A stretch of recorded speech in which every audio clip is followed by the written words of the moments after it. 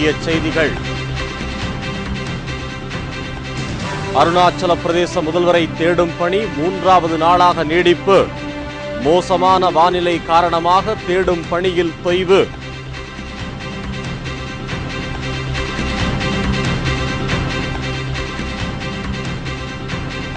Spectrum அலைக்கற்றை ஒதுக்கீட்டில் நடந்த வரி ஏய்ப்பு விவகாரம். முதல் விசாரணை அறிக்கை உச்சநீதிமன்றத்தில் நாளை தாக்கல்.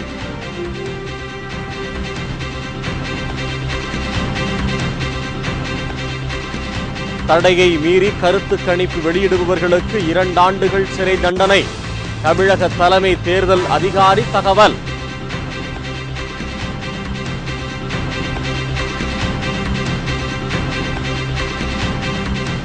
காமன்வெல்த் போட்டிகளில் டெல்லி அரசு மேற்கொண்ட பராமரிப்பு பணிகள் குறித்து விசாரணை. ஷீலா தீட்சித்திற்கு புதிய நெருக்கடி.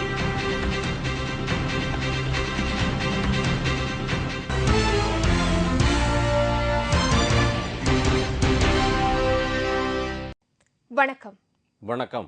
விரிவான செய்திகள்.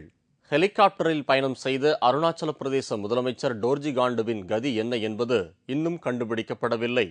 அவர் பயணம் செய்த ஹெலிகாப்டர் மாயமானதால் அவரை தேடும் பணி முடுக்கிவிடப்பட்டுள்ளது. இந்த பணியில் சுமார் 5000க்கும் மேற்பட்டவர்கள் ஈடுபட்டுள்ளனர்.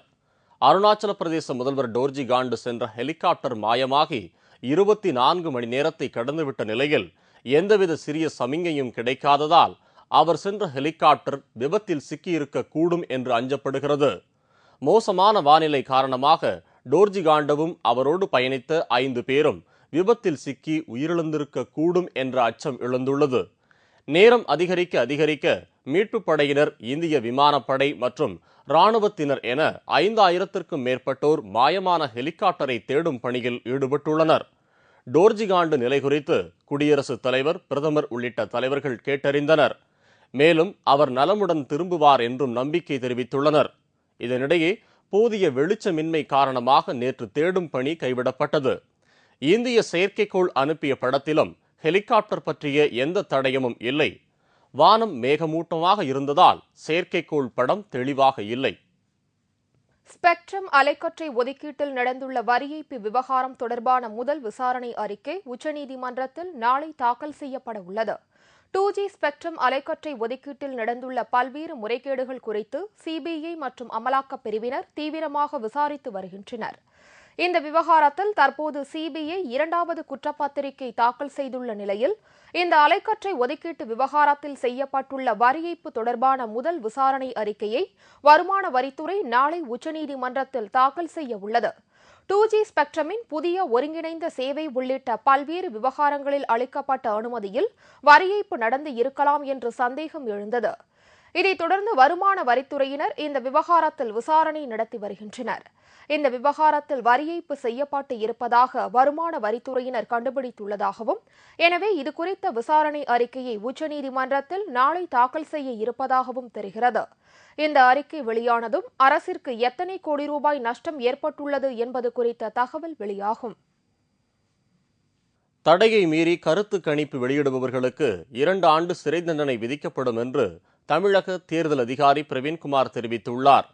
தமிழக சட்டசபைக்கு கடந்த 13ஆம் தேதி தேர்தல் நடைபெற்று வாக்குப்பதிவு எந்திரங்கள் பாதுகாப்பாக ஓட்டு எண்ணும் மையங்களில் வைக்கப்பட்டுள்ளது. தற்போது மேற்கு வங்கத்தில் தேர்தல் நடந்து வருவதால் தேர்தல் நடத்தை விதிகள் இன்னும் அமலில் உள்ளது. இதனால் வருகிற 10ஆம் தேதி வரை கருத்து கணிப்பு வெளியிடக்கூடாது என்று தேர்தல் ஆணையம் ஏற்கனவே உத்தரவிட்டிருந்தது. ஆனால் அதையும் மீறி கடந்த 28ஆம் தேதி தனியார் ஆங்கில தொலைக்காட்சி ஒன்று கருத்து கணிப்பு வெளியிட்டது. தமிழக சட்டசபை தேர்தலில் எந்தெந்த கட்சி எவ்வளவு இடங்களில் வெற்றி பெறும் என்றும் அதில் குறிப்பிடப்பட்டிருந்தது. அதனை சில தமிழ் தொலைக்காட்சிகளும் மறு ஒளிபரப்பு செய்தது. இதுகுறித்து தலைமை தேர்தல் அதிகாரி பிரவீன்குமார் செய்தியாளர்களை சந்தித்த போது, தேர்தல் நடத்தை விதி தற்போது அமலில் இருக்கும்போது கருத்து கணிப்பு வெளியிட்டது சட்டப்படி குற்றம் என்று கூறியதோடு, இந்த விவகாரம் தொடர்பாக அந்த தொலைக்காட்சி நிறுவனங்களுக்கு விளக்கம் கேட்டு நோட்டீஸ் அனுப்பி மேல் நடவடிக்கை எடுக்க இருப்பதாக தெரிவித்தார். தடையை மீறி கருத்து கணிப்பு வெளியிட்டால் 2 ஆண்டுகள் சிறை தண்டனை விதிக்கப்படும் என்று தேர்தல் ஆணையம் அறிவித்திருந்த போதும் நடத்தை விதிமுறைகளை மீறி தற்போது கருத்து கணிப்பு வெளியிட்ட தொலைக்காட்சி நிறுவனம் மீது கடும் நடவடிக்கை எடுக்க இருப்பதாக தெரிகிறது. காமன்வெல்த் விளையாட்டுப் போட்டி ஏற்பாடுகளின் போது புதுடெல்லி அரசு மேற்கொண்ட 1300 கோடி ரூபாய் மதிப்பிலான பணிகள் குறித்து மத்திய லஞ்ச ஒழிப்புத்துறை தீவிரமாக விசாரித்து வருகிறது.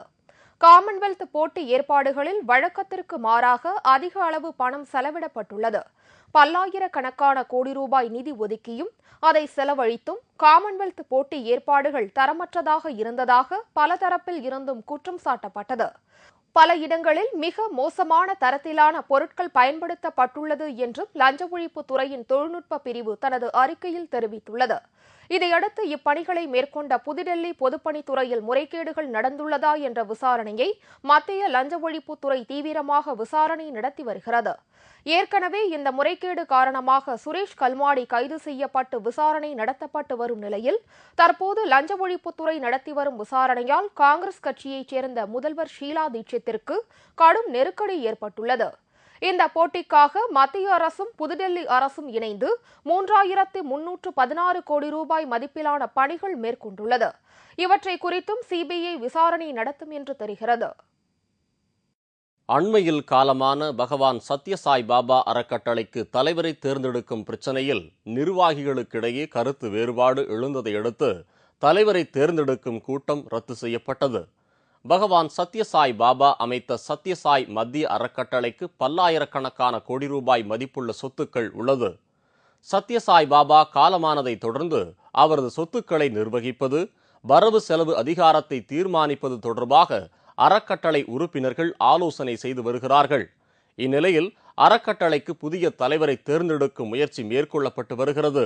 சாய்பாபாவின் சகோதரர் மகன் ரத்னாகருக்கும் நெருங்கிய சீடர் சத்யஜித்திற்கும் இடையே தலைவர் பதவியை பிடிப்பதில் கடும் போட்டி நிலவி வருவதாக தெரிகிறது. இந்நிலையில் புதிய தலைவரை தேர்ந்தெடுக்கும் அறக்கட்டளை உறுப்பினர்களின் கூட்டம் நேற்று புட்டபர்த்தியில் நடைபெற்றது.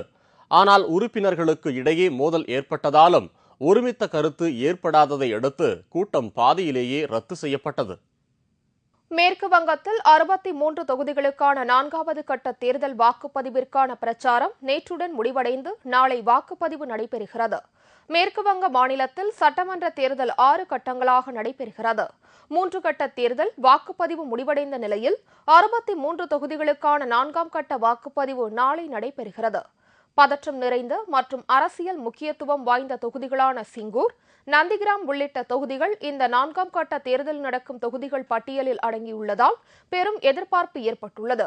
63 தொகுதிகளுக்கு நடைபெறும் இந்த 4ஆம் கட்ட தேர்தல் வாக்குப்பதிவில் சுமார் 366 வேட்பாளர்கள் களத்தில் உள்ளனர். இதையொட்டி அனைத்து இடங்களிலும் பலத்த பாதுகாப்பு ஏற்பாடுகள் செய்யப்பட்டுள்ளது.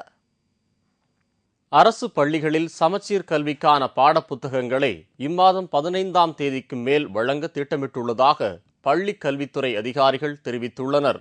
தமிழ்நாட்டில் 2011-2012ஆம் கல்வியாண்டில் 1 முதல் 10ஆம் வகுப்பு வரையிலான சமச்சீர் கல்வி திட்டம் விரிவுபடுத்தப்பட்டுள்ளது. மேலும் இந்த ஆண்டு புதிய திட்டம் தயாரிக்கப்பட்டுள்ளது. இதன்படி அரசு பள்ளிகளில் தேர்வு முடிவுகள் மே முதல் வாரத்தில் வெளியிடப்பட்டு மாணவர் சேர்க்கை நடைபெற்று வரும். மேலும் மாணவர் சேர்க்கை துவங்கும் போது இலவச பாடப்புத்தகங்கள் விநியோகிக்கும் முறை அமலில் இருந்தது. ஆனால் இந்த ஆண்டு தேர்தல் ஆணையத்தின் விதிமுறை அமலில் உள்ளதால் இந்த மாதம் 15ஆம் தேதிக்கு பின்னர் புத்தகங்கள் பள்ளிகளுக்கு அனுப்பி வைக்கப்படும். இந்த ஆண்டு கல்வித்துறையின் மூலம் பள்ளிகளுக்கு நேரடியாக புத்தகங்கள் விநியோகிக்கும் பணியும் இந்த மாத இறுதி வரை நடைபெறவுள்ளது. எனவே பள்ளி திறக்கும் போது அனைத்து மாணவர்களுக்கும் இலவச புத்தகம் கிடைக்க ஏற்பாடு செய்யப்பட்டுள்ளது என்றும், பற்றாக்குறை இருந்தால் உடனடியாக பள்ளி நிர்வாகம் சம்பந்தப்பட்ட அதிகாரிகளிடம் தகவலை தெரிவிக்க வேண்டும் என்று பள்ளிக் கல்வித்துறை கேட்டுக்கொண்டுள்ளது. மீண்டும் முக்கிய செய்திகள். அருணாச்சல பிரதேச முதலமைச்சர் டோர்ஜி காண்டு பயணம் செய்த ஹெலிகாப்டர் மாயமானதால் அவரை தேடும் பணி தீவிரமாக நடைபெற்று வருகிறது. ஸ்பெக்ட்ரம் அலைக்கற்றை ஒதுக்கீட்டில் நடந்துள்ள வரி ஏய்ப்பு விவகாரம் தொடர்பான முதல் விசாரணை அறிக்கை உச்சநீதிமன்றத்தில் நாளை தாக்கல் செய்யப்பட உள்ளது. தடையை மீறி கருத்து கணிப்பு வெளியிடுபவர்களுக்கு 2 ஆண்டு சிறை தண்டனை விதிக்கப்படும் என்று தமிழக தேர்தல் அதிகாரி பிரவீன்குமார் தெரிவித்துள்ளார். காமன்வெல்த் விளையாட்டுப் போட்டி ஏற்பாடுகளின் போது புதுடெல்லி அரசு மேற்கொண்ட 1300 கோடி ரூபாய் மதிப்பிலான பணிகள் குறித்து மத்திய லஞ்ச ஒழிப்புத்துறை தீவிரமாக விசாரணை நடத்தி வருகிறது. இத்துடன் செய்திகள் நிறைவடைந்தன. மீண்டும் செய்திகள் பிற்பகல் 1 மணிக்கு.